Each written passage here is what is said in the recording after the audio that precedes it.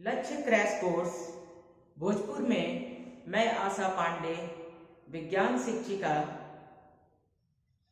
सभी बच्चों का स्वागत करती हूँ।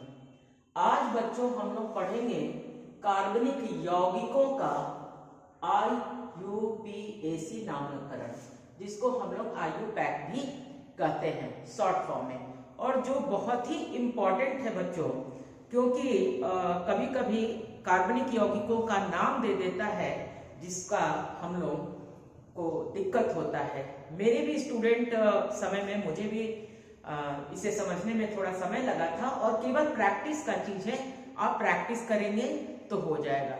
बच्चों, नाम देने का एक कारण हुआ कि इतने सारे कार्बनिक यौगिक हैं, मुझे लगता है करीबन 1,60,000 या 2 लाख के करीबन कार्बनिक यौगिक हैं, तो उनका नामकरण करना बहुत जरूरी था, जिसे कि IUPAC नाम से हम लोग इसको बोलते हैं।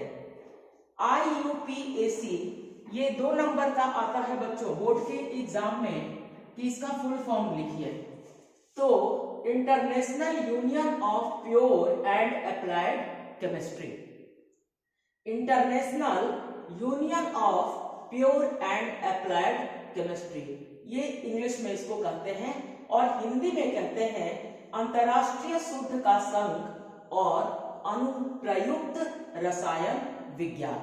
ठीक है, तो दोनों ही आप लोग लिख लीजिए, जिसको जिसमें सुविधा होगी वो उसमें अपना जवाब लिखेगा।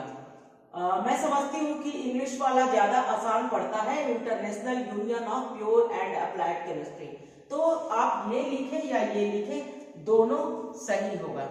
तो सबसे पहले बच्चों, नामकरण के पहले हम लोग कार्बन, हम लोग जानते हैं कि इसकी परमाणु संख्या जो है 6 है, और इलेक्ट्रॉनिक विन्यास जो है इसका 2 और 4 है। ठीक है, तो इसके अंतिम कोष में कितने हैं? 4 इलेक्ट्रॉन हैं, इसीलिए इसको क्या बोला जाता है? टेट्रावैलेंट भी बोला जाता है।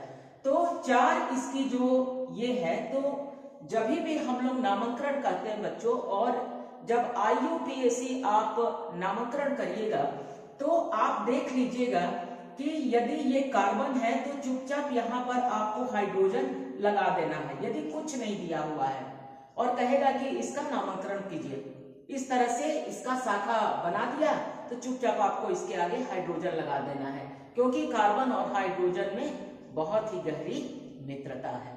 ठीक है, अब मान लीजिए कि यदि दे दिया ऐसे करके, ये दे दिया, यहाँ क्लोरीन लिख दिया, यहाँ ब्रोमीन लिख दिया, और दे दिया कि इसका नामकरण कीजिए, तो बच्चों सबसे पहले तो हमको टेट्रावैलेंसी हमको ज्ञात करना है कि उसके अंतिम कक्षा में कितने 4 इलेक्ट्रॉन है।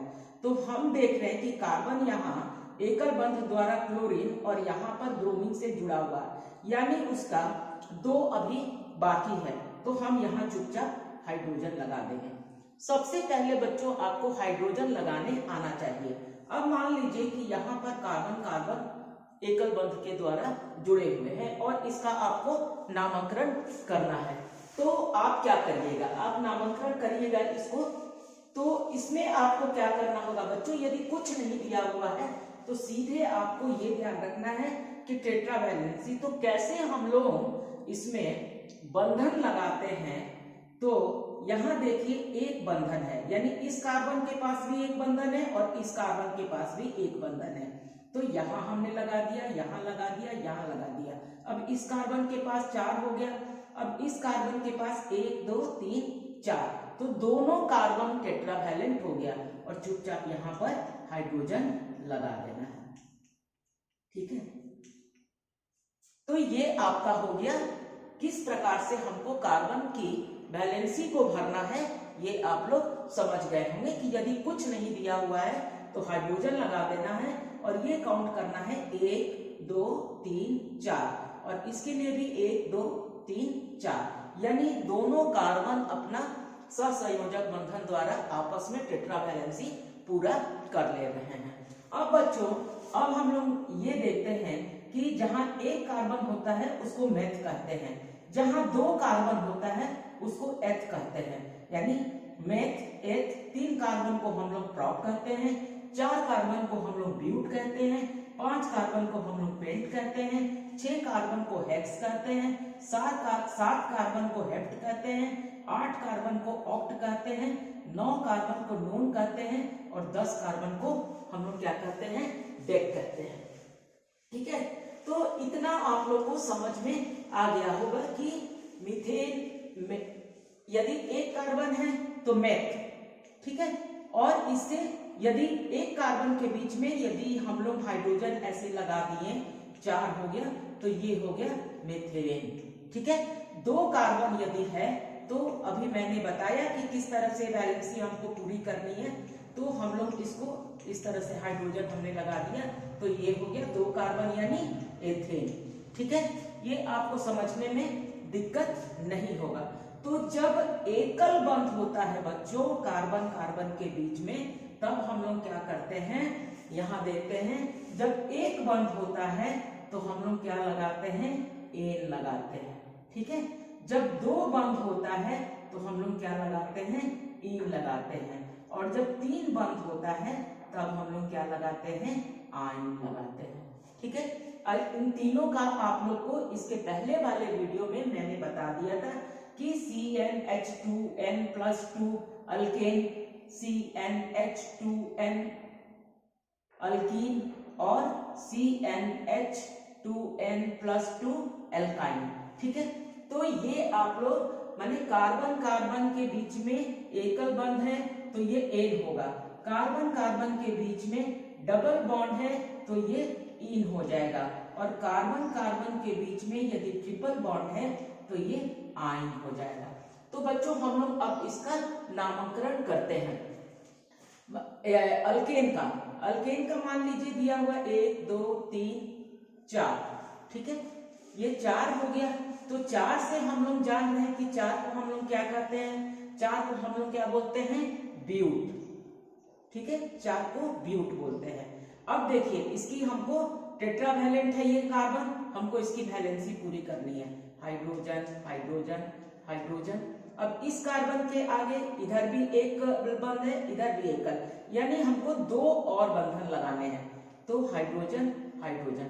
इस कार्बन के यहाँ भी एक बंध है, इस कार्बन के यहाँ भी एक बंध है, हाइड्रोजन हाइड्रोजन, फिर यहाँ पर हाइड्रोजन हाइड्रोजन, और देखिए 1 2 3 और ये 4। तो क्या हो गया, ब्यूट हो गया, क्योंकि 4 कार्बन है और चूंकि सबके बीच में एकल बंध है इसलिए हम लोग क्या लगाएंगे, एन लगाएंगे, तो ब्यूटेन। ठीक है, इसी तरह से बच्चों यदि 5 कार्बन रहेगा तो हम उसमें क्या करेंगे, पेंटेन लगा देंगे, यदि 6 कार्बन रहेगा तो उसको क्या करेंगे, हेक्सेन लगा देंगे। अब मान लीजिए बच्चों कि यही वाला है हमारे पास और इसमें सेम फॉर्मूला है। ठीक है, अब इसके बीच में हम लोग देखेंगे कि मान लीजिए कि यहाँ पर डबल बॉन्ड है। ठीक है, डबल बॉन्ड है। ठीक है, तो हम लोग कैसे इसका नामकरण करेंगे, तो 1 2 3 4। ठीक है, 4 कार्बन तो है लेकिन कौन से जगह पर है ये हम देखेंगे कि इधर से 1 2 3 4, यानी दूसरे नंबर पर कार्बन का डबल बॉन्ड है, और यदि इधर से भी करें तो दूसरे नंबर पर डबल बॉन्ड है। तो हम लोग क्या करेंगे, इसको हम लोग ब्यूट टू टू इन। ठीक है, तो क्या हो जाएगा, ब्यूट टू इन हो जाएगा। ठीक है, तो इस प्रकार से हम लोग इसका क्या करेंगे, नामकरण करेंगे।